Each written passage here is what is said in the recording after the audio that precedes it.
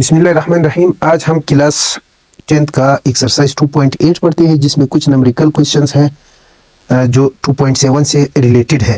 पहला सवाल यह है, the sum of square of two consecutive odd integer is 34, find the integer. सबसे पहले तो ये कंसेक्यूटिव किसको कहते हैं? कंसेक्यूटिव मतलब मुसलसल नंबर जिसके दरमियान कोई दूसरा नंबर न हो। फिर यहाँ पर ऑड नंबर्स है, तो इस सवाल को बनाने के लिए थोड़ा कंसेप्ट क्लियर होना चाहिए। अब ऑड नंबर है, ये देखिए 1 2 3 4 5 6 7। आप देख रहे हैं कि इन ऑड नंबर के दरमियान क्या है? 2 का डिफरेंस होता है। तो देखिए 1 है, इसके बाद 2 फिर 3 आता है। अब देखिए अगर हम लेट करते हैं, पहले ऑड नंबर को n लेट करेंगे, तो अब इसे अगला ऑड नंबर हमें क्या मिलेगा? n को हमने एज अ फर्स्ट ऑड लिया, इसे अगला वाला जो सेकेंड ऑड नंबर है ये हमें क्या मिलेगा? हम इसी n में जो भी है इसमें हम 2 पुट करेंगे। क्यों? क्योंकि दो कंसेक्यूटिव ऑड के दरमियान, दो मुसलसल ऑड नंबरों के दरमियान 2 का डिफरेंस होता है। तो अगर हमने फर्ज करें पहला नंबर 3 लिया, तो दूसरा कैसे हासिल कर सकते हैं? इसी 3 के अंदर हम 2 को जमा करेंगे तो हमें इससे अगला वाला जो ऑड नंबर है वो मिलेगा। तो देखिए यहाँ पर भी हम सोल्यूशन में यही लिखेंगे, let first odd integer is equal to n। हमने n ले लिया, तो फिर क्या होगा? सेकेंड इंटीजर क्या होगा? सेकेंड इंटीजर जो है वो n+2 होगा। देखिए अब अकॉर्डिंग टू क्वेश्चन वाला क्या कहता है कि इन इंटीजर्स को अगर आप स्क्वायर करें और फिर आपस में इनको ज़रब दे, इनको जमा करें, तो इसका आंसर जो है वो हमें 34 मिलेगा। तो ये देखिए हमने इन दोनों का स्क्वायर आपस में जमा करके 34 के बराबर रखा। अब इसे सिंप्लीफाई करते हैं। यहाँ पर फार्मूला है a² + 2ab + b का स्क्वायर इज इक्वल टू 34। ये हमें 2n का स्क्वायर मिलेगा, यहाँ पर 4n आ जाता है, यहाँ पर 4, 34 को इधर शिफ्ट करते हैं, ये -34, ये 2n का स्क्वायर + 4n और ये -30 इज इक्वल टू 0। 2 कॉमन लेने से सवाल थोड़ा रिड्यूस हो जाता है। 2n - 15 is equal to 0। इस 2 को उठाकर इधर तकसीम करेंगे तो ये n² + 2n - 15 is equal to 0/2, जो कि 0 के बराबर है। अब ये एक क्वाड्रेटिक इक्वेशन मिला है n में, तो इसे हल करते हैं। 1 और 15 को ज़रब देने से -15 के 2 डिवाइज़र 3 और 5 है। अगर हम इसे मनफी करेंगे तो हमें 2, और अगर ज़रब करेंगे तो 15। तो n², 5 को हम पॉजिटिव और 3 को हम नेगेटिव रखते हैं, तो ये सब्ट्रैक्ट होंगे इज इक्वल टू 0। अब क्या है, यहाँ से n कॉमन उठा लेते हैं, तो n+5, यहाँ से -3, तो n+5 is equal to 0। n+5 को कॉमन लेते हैं, यहाँ पर n-3 is equal to 0, n+5 is equal to 0, और यहाँ पर n-3 इज इक्वल टू 0।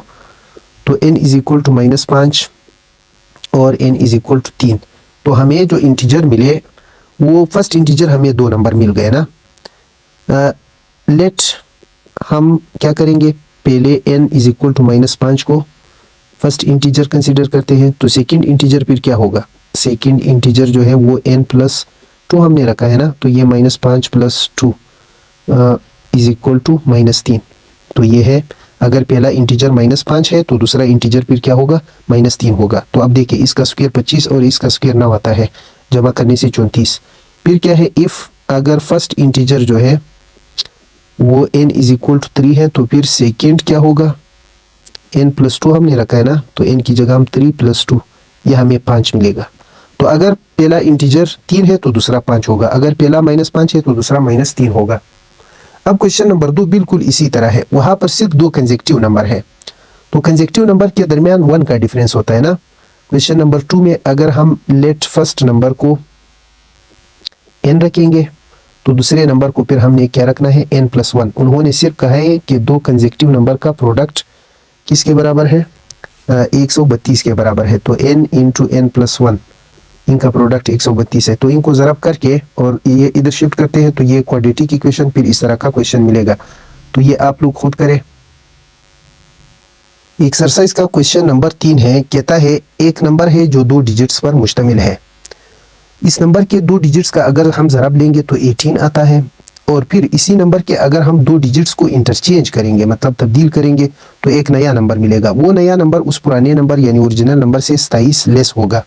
अच्छा, तो ये कौन सा नंबर है? अब हमने इसको मालूम करना है। तो सबसे पहले हम थोड़ा कंसेप्ट क्लियर करते हैं। फर्स्ट करें हमने एक नंबर लिया है 27, ये 2 डिजिट्स पर मुश्तमिल है, 2 डिजिट नंबर है।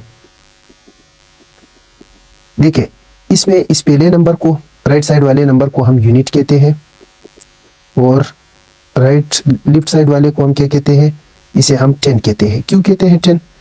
इसी नंबर को इस वजह से यूनिट कहते हैं कि ये 1 का मल्टीपल है, और इस नंबर को इस वजह से 10 कहते हैं कि ये 10 का मल्टीपल है। अब ये नंबर जो है इसे हम यू भी लिख सकते हैं, ये इसका यूनिट है, यूनिट इस वजह से है कि ये 1 का मल्टीपल है, और ये जो है 10 इस वजह से कहते हैं कि ये 10 का मल्टीपल है। अब अगर हम इसी नंबर को इंटरचेंज करें तो ये हमें 72 मिलेगा। अब इस 72 को हम यूँ लिख सकते हैं 2 ज़राबे 1 प्लस 7 ज़राबे 10। तो इसका क्या मतलब हुआ? अब देखिए इन दोनों नंबरों में डिफरेंस, यानी डिजिट चेंज करने से डिफरेंस क्या आएगा? सिर्फ और सिर्फ ये जो डिजिट्स है ये चेंज हो जाते हैं, ये यूनिट प्लेस और 10 प्लेस ये सेम रहती है। तो आप देख सकते हैं कि 10 प्लेस अपनी जगह पर और यूनिट अपनी जगह पर, सिर्फ वो डिजिट इंटरचेंज हो जाते हैं। तो देखिए हम वो जो 2 डिजिट वाला नंबर लेंगे वो इस फॉर्म में लेंगे, फिर इनके जब हम डिजिट्स को इंटरचेंज करेंगे तो याद रखना कि इसके साथ यूनिट और 10 प्लेस चेंज नहीं होंगे। तो हम आते हैं let digit on unit place. वो जो 2 नंबर पर मुश्तमिल डिजिट है उसके यूनिट प्लेस पर फर्ज करें x है, और फर्ज करें इसके 10 प्लेस पर डिजिट ऑन 10 प्लेस, 10 प्लेस पर जो डिजिट है वो हमने y रखा। तो फिर ये नंबर किस तरह होगा? देयरफॉर नंबर इज, ये हमारा ओरिजिनल नंबर अभी बनने वाला है। यूनिट प्लेस पर जो नंबर है इसे हम x ज़राबे 1, और 10 प्लेस पर जो नंबर है इसे हम y ज़राबे 10 लिखेंगे। तो ये हमें जो नंबर मिलता है ये 10y plus x।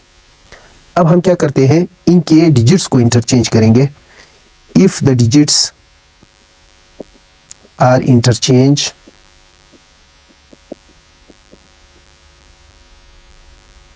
The new number is equal to, क्या होगा? बस सिर्फ ये है कि ये x जो है ये इधर आ जाता है और y जो है वो यूनिट प्लेस पर चला जाता है। 10 इसके साथ तब्दील नहीं होता है क्योंकि ये 10 प्लेस है। अब ये न्यू नंबर बना। अब सवाल के मुताबिक क्या है? सवाल के मुताबिक नंबर के अगर 2 डिजिट्स को हम ज़रब करेंगे, यानी x और y को अगर हम ज़रब करेंगे हमें 18 मिलेगा। इसे हम इक्वेशन 1 का नाम देते हैं। और फिर दूसरी बात यह है, कहता है कि अगर आप इस नंबर के प्लेस को चेंज करें ना, डिजिट्स को चेंज करें, तो ये जो न्यू नंबर है ये इससे 27 लेस रहेगा। क्या मतलब है? अगर हम इस original number 10y plus x में से हम 10x मनफी जमा y, ये जो न्यू नंबर है इसको अगर हम मनफी करेंगे तो 27 का फ़र्क होगा इनके दरमियान। अब इसे थोड़ा सिंप्लीफाई करते हैं, ये 10y plus x minus 10x minus y is equal to 27, ये आ जाता है 9y, और ये minus 9x is equal to 27। यहाँ से 9 कॉमन लेंगे, ये y minus x is equal to 27, फिर 9 को इधर लेकर डिवाइड करते हैं तो ये हमें मिला y minus x is equal to 3। अब इसे हम इक्वेशन 2 का नाम देते हैं। 2 इक्वेशन है, 2 वेरिएबल है, तो हम क्या करेंगे, इन दोनों को सॉल्व करेंगे। यहाँ से y की वैल्यू निकालते हैं और इधर पुट करते हैं, तो यहाँ से हमें y की वैल्यू 3 प्लस x आ जाती है। इसे इन 1 में पुट करेंगे तो ये x, और यहाँ पर x प्लस 3y की जगह इज इक्वल टू 18।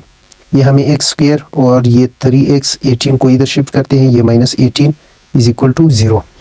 इस क्वाड्रेटिक इक्वेशन को सॉल्व करते हैं तो ये 3x, ये plus 6x minus 3x minus 18 is equal to 0। x common लेने से x प्लस 6 और माइनस 3 कॉमन लेने से हमें x प्लस 6 मिल जाएगी। यहाँ पर x प्लस 6 को अलग 0 के बराबर रखते हैं और x माइनस 3 को अलग 0 के बराबर रखते हैं। यहाँ x की वैल्यू माइनस 6 मिल जाती है। इसको हम नॉट रिक्वायर लिखेंगे, ये वजह आपको बताऊंगा, नॉट रिक्वायर। यहाँ से हमें x की वैल्यू 3 मिल जाएगी। अब इस x की वैल्यू को हमने पुट करना है इक्वेशन नंबर 1 में। तो देखिए equation 1 xy is equal to 18 है, यहाँ 3y इज इक्वल टू 18, ये y इज इक्वल टू हमें मिल जाती है 6। तो देयरफॉर द नंबर जो कि आपने रखा है 10y प्लस x, अब ये 10y की जगह हम 6 और x की जगह 3 लगाते हैं तो ये नंबर हमें 63 मिला।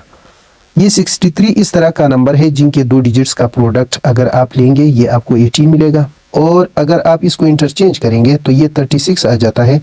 36 को अगर आप 63 से निकालेंगे तो आपको आंसर 27 मिलेगा। इसको हमने क्यों कहा कि ये नॉट रिक्वायर है?